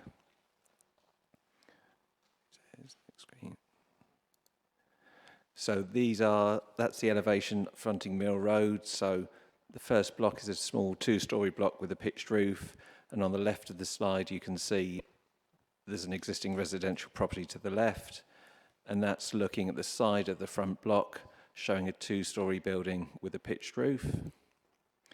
And that's the proposed plan looking through the site. So you've got Mill Road to the left, you've got Block A in the middle, Block A on the left, Block B in the middle, and Block C to the right. As you can see from the plans, the land slopes down slightly, so that although the bigger block is 3 stories, effectively due to the slope of the land, it's sort of 2 stories or 2.5 stories level with the front 2 blocks. And this is a site photo from October 2014 from Google, showing the existing or the previous building on site. So the site was previously occupied by a single-storey building which was used as a church hall in connection with St Michael's Church. The site had been subject to vandalism and was in a poor condition, so the building has now been demolished. The applicant also indicates that the building had been unused for in excess of 10 years because provision was taking place at the church and the building was in a poor condition so that it couldn't be used. The site is located in a sustainable location within 700 metres of the Co-op supermarket in Averley, so it's within easy walking distance of facilities. So whilst the loss of the building is regrettable, the location of the site within one of the main urban areas in the borough, along with the need for housing and the tilted balance, means this is a type of development that should really be approved. The site has been laid out as shown on the plans with a smaller block to the front, which reflects the pattern and scale of the development on Mill Road. Within the site, Block C is notably deeper, but the overall layout of the site is considered to be acceptable. As shown on the elevations through the site, the overall mass of the buildings varies from 2-storey with a pitched roof at the front of the site to 3 storeys at the back with a flat roof. However, as the ground slopes at the back, the height is less noticeable, and the buildings at the back are located closer to residential parking areas and open areas within the nearby properties, so the height isn't considered to be an issue. 25 parking spaces are proposed within the site, which is 1 per unit with 6 visitor spaces. On balance, planning officers considered this level of parking would be acceptable, and a number of conditions in the report ensure highways matters will be dealt with during the build-out process, including conditions relating to refuse provision and a requirement within condition 4 to delineate the southern boundary of the site, which runs alongside the emergency access to the former Averley Football Club site. So overall, and subject to conditions and a legal agreement, the proposal is considered acceptable and approval is recommended. Right, thank you very much, Jonathan. We did have a speaker who is unable to attend, but her statement, hang on, it's page 9 of the speaker statements, Lisa Marjoram. I'll assume that that's been read. If anyone needs some time to read it or would like it read, but I'll assume that everyone's seen that. Okay, so now do we have any questions for Jonathan? Councillor Jones. Thank you, Jonathan, for your report. Jonathan, on page 71, it says the site is owned by the church and any sale of the proposed apartments would be reinvested back into the community. Do we know in what way? Yeah, so as the report says, it is a church-owned site and the developer has an option to purchase the site. And I understand from speaking to representatives of the church, they would use that within their sort of parish area. At one point, they have been considering a planning application for a new community building within the grounds of the church itself. Officers supported the principle of that, but there were concerns given its proximity to the listed building and the scale and the size of it that the building itself wasn't appropriate. But officers have said they would talk to the church again and their representatives to see if there was a scheme that they could come up with to sort of perhaps reinvest some of the monies from that into sort of a building within the church grounds or anything else that they were looking to do to enhance their community provision. Thank you. Any further questions? Councillor Cherry?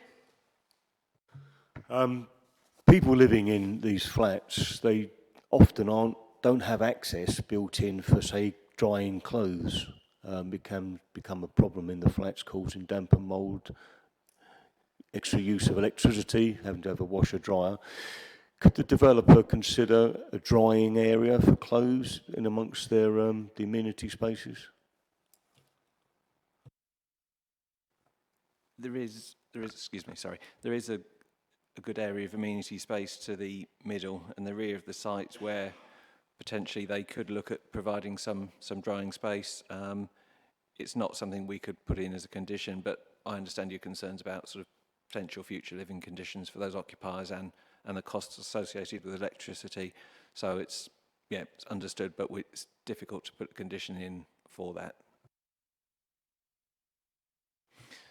We could put if members were minded to approve it, we could put an informative on the decision, setting out members' concerns about that and asking the developer to consider that as part of the build-out process, yeah. Thank you. Further questions? Panjala? Thank you, Chair, for the opportunity. Thank you, Jonathan, for the report.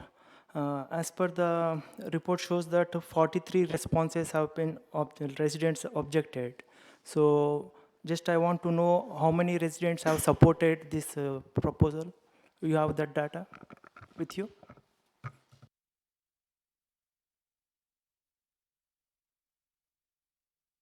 So on page, sorry, thank you for the question. On page 67, we did have 2 responses supporting the application, and those responses were in relation to creation of jobs, tidying up the area, small units being beneficial for people in the area, and the fact the site had been unused since 2008. So there were two supporters, but as you say, there were 43 responses objecting to the proposals. Thank you for the details. So some legal advice now, and then we'll come back. Just on that point, just to draw your attention to it, there is case law that talks about this issue of you get lots of objectors but not many people supporting.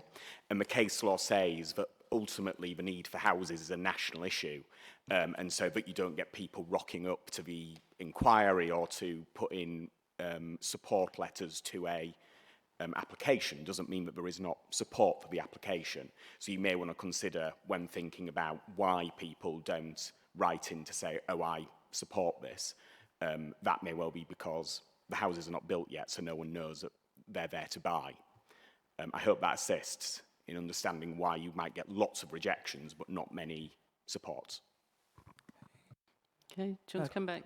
Thank you for the clarification, because what I came to know that as a councillor when I elected, because what people think that majority of the decisions what we take in the council, that is not matching with the people's interests. So when we are taking decisions, because we need to consider the people what they're expecting locally with their benefit, like providing infrastructure and like amenities, creating like jobs is important. At the same time, we should consider like overdevelopment, whether it is that property is going to be make overdevelopment or like overcrowd and or like a congestion.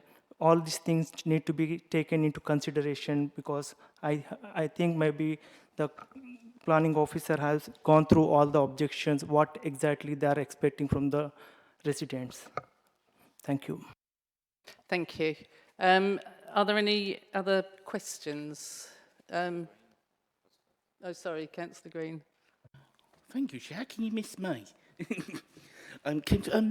We see how these actual properties are going to look, please, again, from the outside.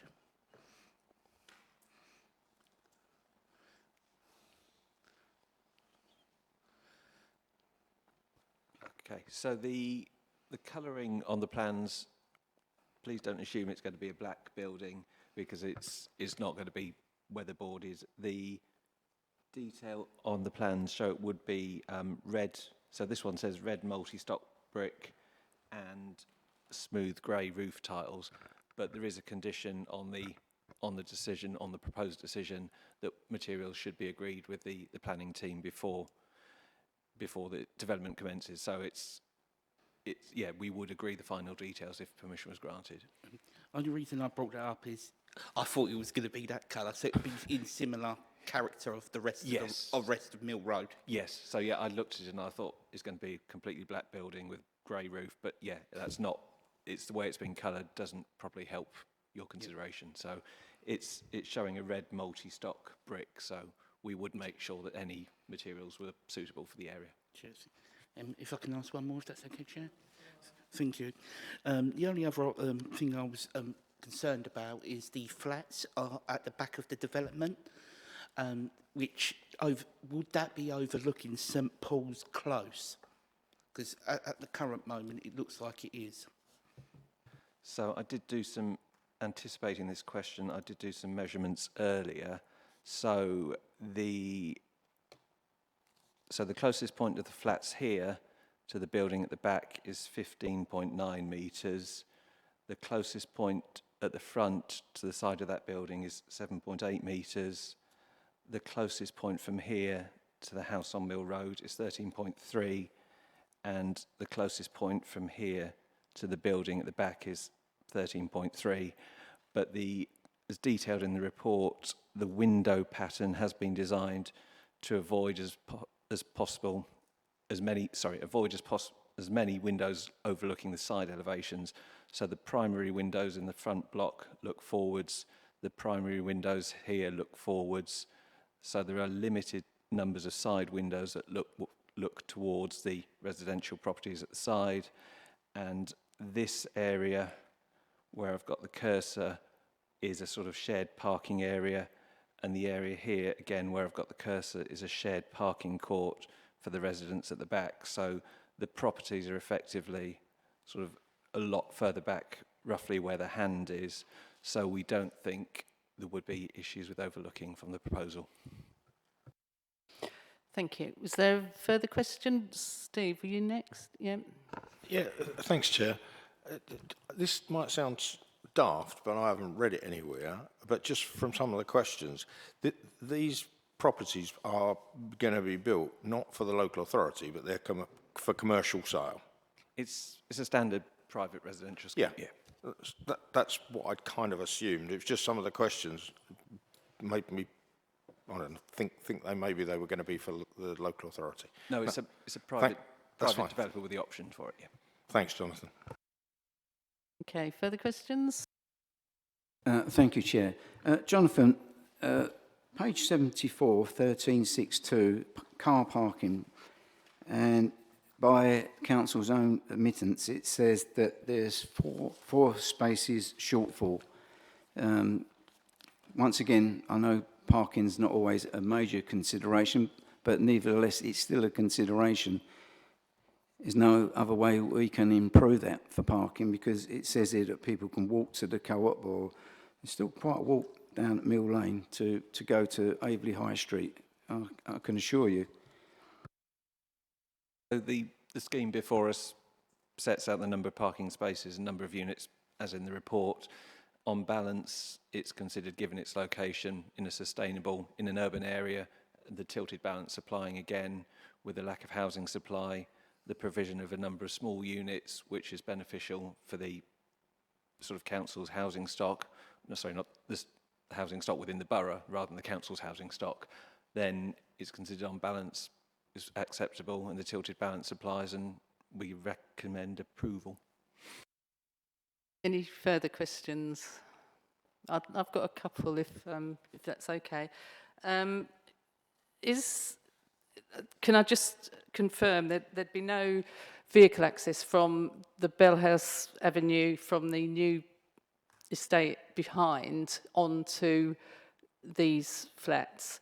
Because I think what residents are concerned about is that there'd be a bit of a rat run from one to the other, and the roads, as you know, on the Bellhouse estate aren't even adopted by the council. So we just want to assume that there's no through access from one to the other. Yeah, the only vehicle access is to the northwestern corner of the site onto Mill Road. There is a condition on, one of the landscaping condition includes a requirement for fencing along the southern boundary of the site, so that people won't be able to use it, vehicle access onto the emergency access, which, as you say, is a private road for the residents of the new former Aveley Football Club site. Yeah. One more as well, and I think this, but I just want to absolutely clarify it. The road, the emergency access road, as you look from the front onto the right-hand side, that is not going to be impacted at all. That will be kept clear at all times with the bollards and the things as they are. Yeah, there's no plans within this to use that for any point. We have included a construction management plan as one of the conditions, so we would expect details from the owner about how they would build the site out, and we would expect them to keep everything within their red line site boundary. Yeah. Last question. Is there any sort of 106 coming from this or anything, because there will be extra pressure on the schools and on the doctors and things like this from 19 flats. So is that sort of applicable? It is. So the scheme, because it's a major development, it should provide 35% affordable housing, and there should be contributions if they are required and necessary towards local facilities. In this case, there was a viability assessment which found that the scheme couldn't provide the affordable housing and could only provide limited contributions. This was assessed by our independent consultants who agreed with the outcome of that report. So at page 76 and 13.8.7, the only surplus available was £12,208. So the legal agreement will include the requirement to provide that, but there's also, within the legal agreement, there is a clause that would be added to provide another review mechanism. So if they don't reach slab level within 2 years, they'll have to provide another review to see if the prices have gone up, and then if there's any more scope for any further contributions. So at the moment, the contribution would be £12,208 with that viability mechanism included. And is there any indication what that would be used for, or is that later? Would that be determined later? From memory, the the NHS had asked for a contribution, so I think it would go towards the NHS from memory. Yeah. Any further questions? No? Can we move on to debate? Would anyone like to start debate? Councillor Lydiard. Yeah, I mean, 19 two-bedroom properties being built on a scruffy bit of land saves us building on the green belt, hopefully. I see it as a real advantage, and I'll be voting for it. Thank you. Any further comments? I like the sound of this the development, and I'll vote for it. But I'll say again, my daughter had a flat, and they had problems in drying washing. They weren't allowed to dry washing outside because those flats were built on what was previously church-owned land, and they put a caveat that they couldn't dry outside. I don't know if it'd be the same in this instance. I think that will apply. Okay. But I think the residents should be allowed to have a drying area. Thank you. Right. Sorry, Councillor Maynard, you were before that. No problem, Chair. Thanks very much. Yeah, I mean, obviously, Aveley's my ward, as it is Councillor Sisterson's, and this has been a neglected piece of land for a very long while. And while it's not going to please all of my residents, I'm all for it. I mean, it's the first site that you see when you come into Aveley from Sandy Laneway or Romford Road, and it's a mess. It's just a neglected mess where people throw rubbish and it's overgrown. And while I'm all for overgrown pieces of land for wildlife reasons, it does look a mess.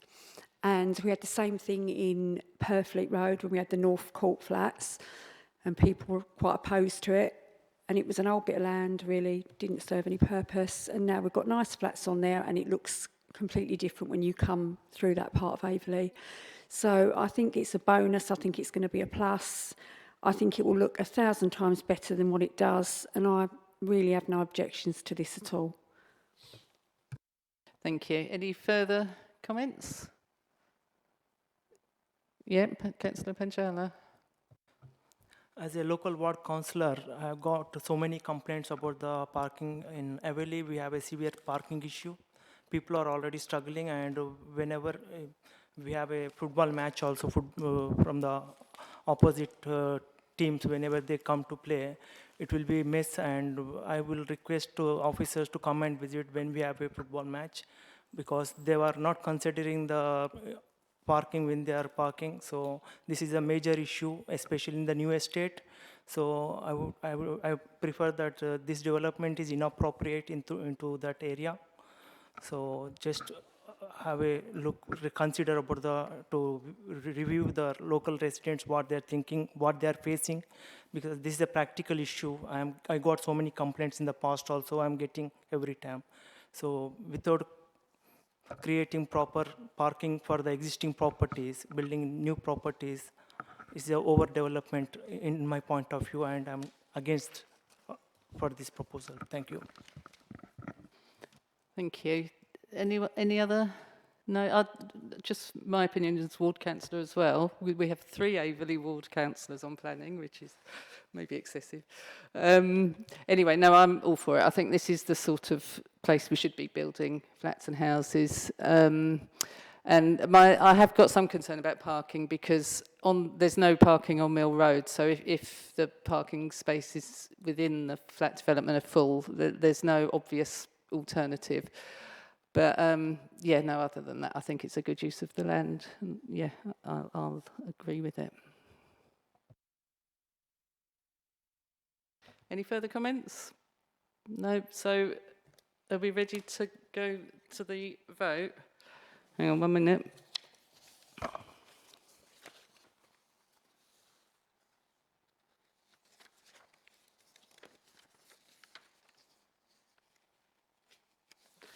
Hang on, sorry. So yeah, the recommendation is to approve subject to conditions. So do we have a proposer? Councillor Lydiard, and a seconder? Councillor Jones? Yeah? Councillor Jones? Or Councillor Maney? I don't mind. So Councillor Jones will have a seconder. So all those in favour now?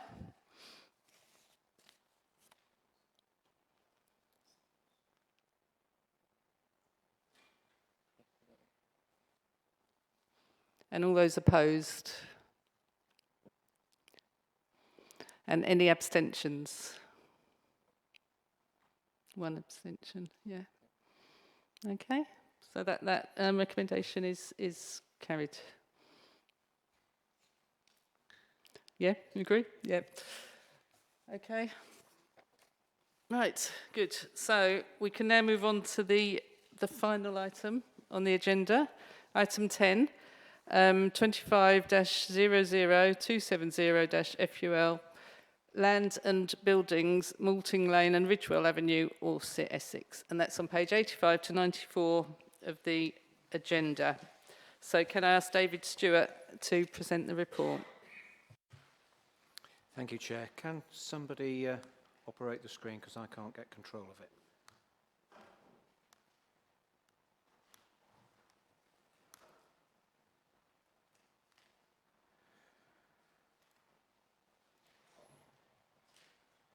Thank you.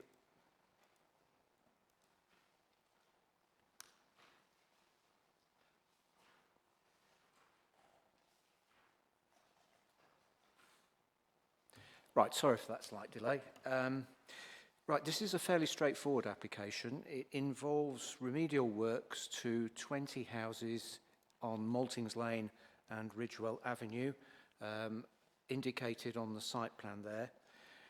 They're termed airy houses, which are houses that were partly prefabricated and built after the war with whatever materials were available, which was predominantly concrete-based.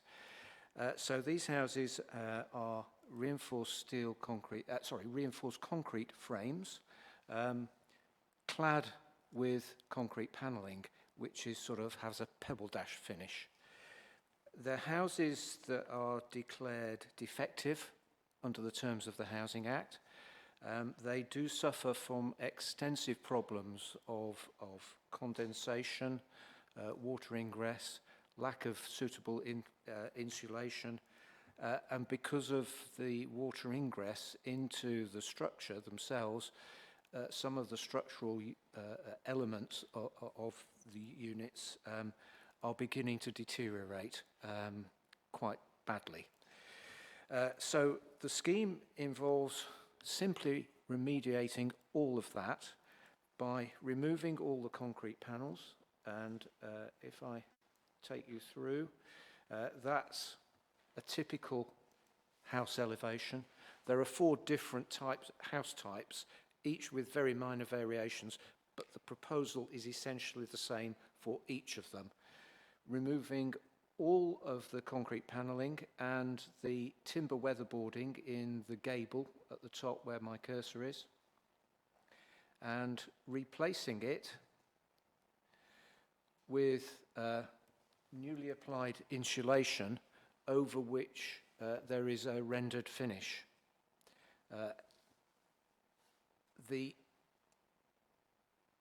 It's probably simpler just to show you photographs, frankly.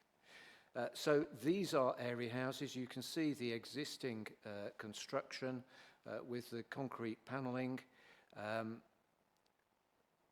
Excuse me. Here's where they've exposed some of the insulation. You can see it's pretty modest.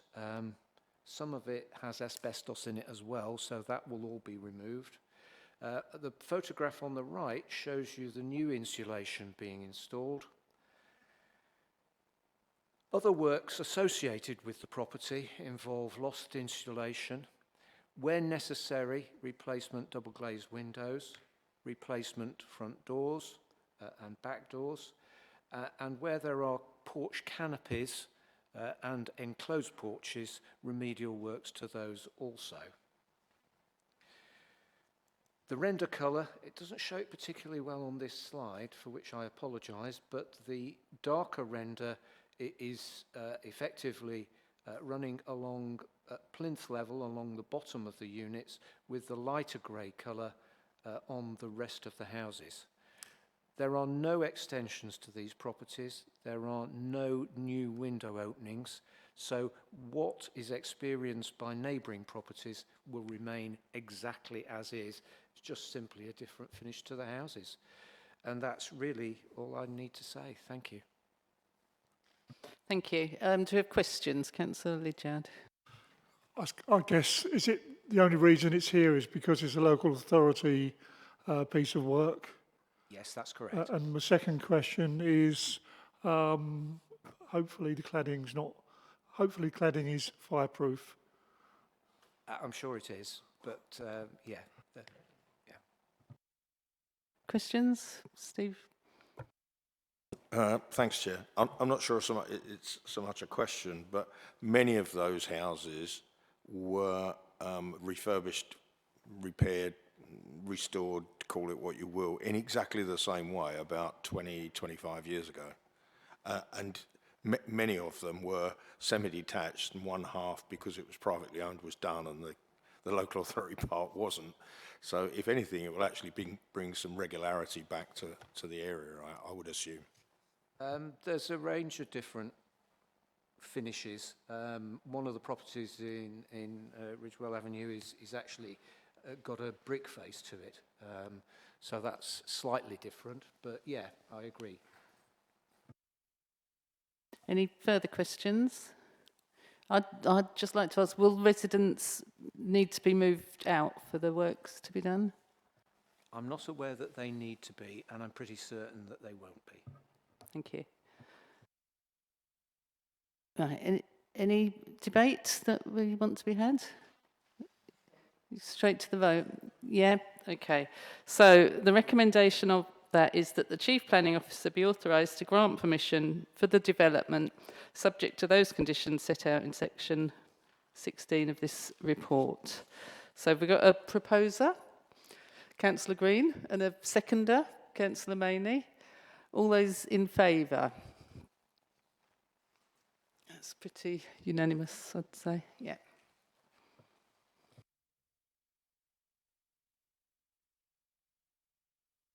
Thanks for everyone coming. Thanks for the officers for your time and yeah, your work. So I can close the meeting at 19:58. Okay, thanks. Cheers.